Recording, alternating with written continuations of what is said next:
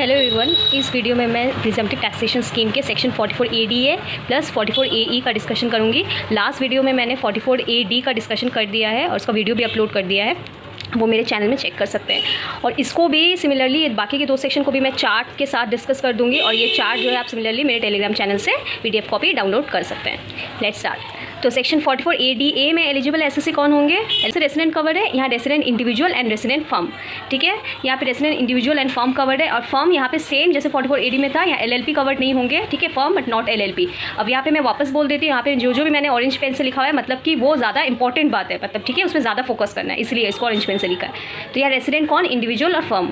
Okay, who is engage in section 44AA वाला profession में। ठीक है, इसमें प्रोफेशन सेक्शन 44AA में कुछ नोटिफाइड प्रोफेशन जो है यहाँ पे स्पेसिफाई किया हुआ है, तो वो वाले प्रोफेशन में जो इंगेज्ड है वो इस सेक्शन को क्या कर सकते हैं? ऑप्ट कर सकते हैं। ओके, अब इसमें क्या लिमिट है इस सेक्शन को ऑप्ट करने के लिए? यहाँ पे जो उस प्रोफेशन से जो ग्रॉस रिसिप्ट है वो अगर अप टू 50 लाख है। ठीक है, प्रीवियस ईयर में रिलेवेंट प्रीवियस ईयर में उस प्रोफेशन से gross receipt if up to 50 lakh then such assessee can opt for section 44ADA। Okay, and इसके अंदर पीटीएस स्कीम के अंदर यहाँ पे इनकम कितना होगा? पीटीएस मतलब प्रिजम्पटिव टैक्सेशन स्कीम के अंदर इनकम यहाँ पे ग्रॉस रिसिप्ट जितना था उसका 50%, जितना ग्रॉस रिसिप्ट है प्रोफेशन से उसका 50% उतना हम इनकम इसमें दिखा सकते हैं। ठीक है, और इफ़ डिक्लेयर्ड सो, ठीक है अब हो गया। इसके बाद इफ़ डिक्लेयर्ड सो, अगर इतना डिक्लेयर करते हैं, अगर इतना डिक्लेयर कर देते हैं या इससे ज़्यादा डिक्लेयर करते हैं। ठीक है, सिमिलरली एज सेक्शन 44AD इतना भी डिक्लेयर कर सकते हैं, चाहे तो उससे ज़्यादा भी डिक्लेयर कर सकते हैं। तो इफ़ डिक्लेयर्ड सो, ठीक है, और higher income then not required to maintain books of account under section 44AA और ऑडिट अंडर सेक्शन 44AB। अगर इतना डिक्लेयर कर देते हैं या इससे ज़्यादा इनकम दिखा देते हैं तो उस केस में अकाउंट्स ऑडिट करवाने की जरूरत नहीं है, ना ही बुक्स ऑफ अकाउंट्स मेंटेन करने की ज़रूरत है। ठीक है, तो अब तक मैं क्या क्या देख लिया, पॉइंट वाइज यहाँ पे भी प्रोसीड करेंगे कि पहले पॉइंट 1 एलिजिबल एसएससी, कौन कौन सा प्रोफेशन प्रोफेशन वाला बात हो गया, फिर उसके बाद एप्लीकेबिलिटी लिमिट हो गया और इनकम हो गया कितना दिखा सकते हैं। अब पॉइंट 5 जो है कि मैंने इंपॉर्टेंट पॉइंट बोल के लिखा है, क्यों लिखा है देखिए, अगर एसएससी डिक्लेयर करता है लोअर देन 50% इन ग्रॉस रिसिप्ट, मतलब एसएससी जितना इसमें 44ADA जितना बोलता है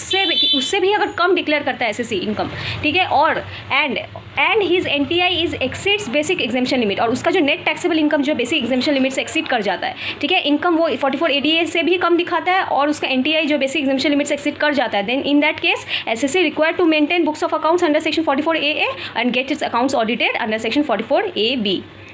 ओके, बस इतना सही इसमें प्रोविजन था। इसमें जो है 44AD की तरह 5 ईयर्स की तरह कंटिन्यू करना पड़ेगा, ये सब कुछ नहीं है एक्स्ट्रा बात। ठीक है, बस इतना सही प्रोविजन था। अब इससे रिलेटेड अदर कंडीशन जो है वो एक्जैक्टली सेम है जो 44AD में भी था। ठीक है, यहाँ पे मैंने इसको वापस से पर कवर कर दिया है क्योंकि इन केस अगर कोई जो है सेपरेटली केवल इसका 44ADA का चार्ट रेफर करना चाहे तो इसलिए मैंने इसको वापस से यहाँ पे नोट डाउन कर दिया है। ठीक है, यहाँ पे आप लिख सकते हैं कि सेम एज 44AD। ठीक है, क्या क्या कि यहाँ पे भी एडवांस टैक्स का एक ही इंस्टॉलमेंट होगा जो कि 15 मार्च प्रीवियस ईयर के 15 मार्च को 100% टैक्स पे करना पड़ेगा, ये एडवांस टैक्स का एक इंस्टॉलमेंट। और इसमें भी डिडक्शन जो है 30 से लेकर 38 तक का सेपरेटली अलाउड नहीं होगा, जो इसमें यही अज्यूम करेंगे कि इसमें जो इनकम कैलकुलेट की है उसमें ऑलरेडी डिडक्शन अलाउड है।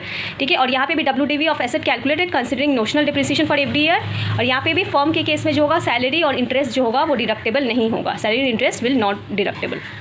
Next we will discuss section 44AE। Now section 44AE।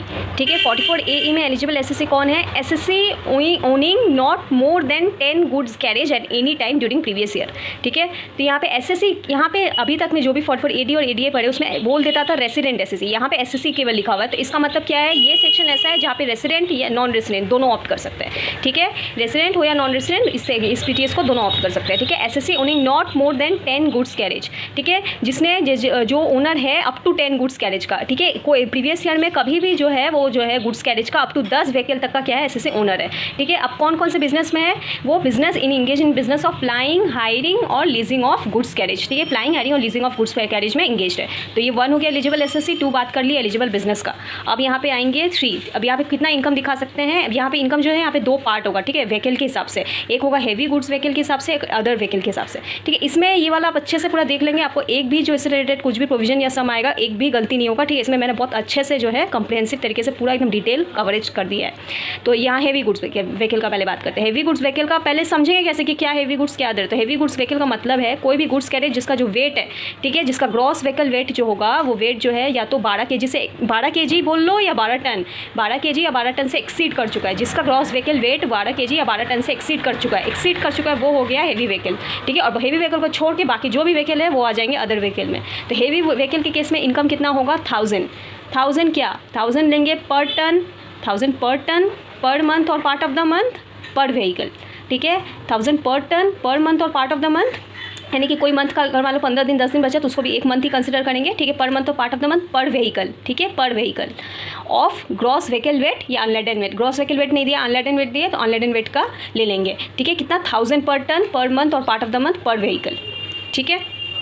और अगर अदर व्हीकल के केस में कितना लेंगे 7500 लेंगे। यहाँ पे 7500 लेंगे, यहाँ पे कोई टर्न वाला बात नहीं है, यहाँ पे direct 7500 per month part of the month per vehicle, per month part of the month per vehicle, ठीक है।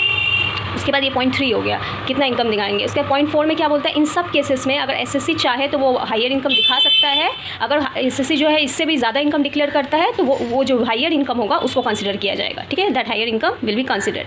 अब 0.5 जो है ये सारे से related 0.5 if declared so means if declared income as per section 44AE और higher income then in that case not required to maintain books of accounts as per section 44AA or get its accounts audited as per section 44AB, okay. तो ये सारी बात हो गई। अब इन सब से रिलेटेड जो हो गया अदर कंडीशंस, ठीक है, मोटा मोटा सब प्रोविजन खत्म हो गया। अब इन सब से रिलेटेड अदर कंडीशंस क्या है, देखिए अदर कंडीशन में जो है यहाँ पे थोड़े से चेंजेस है 2 पॉइंट में, वो मैं बताती हूँ कहाँ। यहाँ पे एसएससी के जो एडवांस टैक्स का जो पेमेंट इंस्टॉलमेंट होगा ये नॉर्मल की होगा, जैसे जो 4 इंस्टॉलमेंट होते हैं वो 4 इंस्टॉलमेंट ही रहेगा, यहाँ पे 1 इंस्टॉलमेंट नहीं होगा, ठीक है। यहाँ पे 4 इंस्टॉलमेंट होंगे।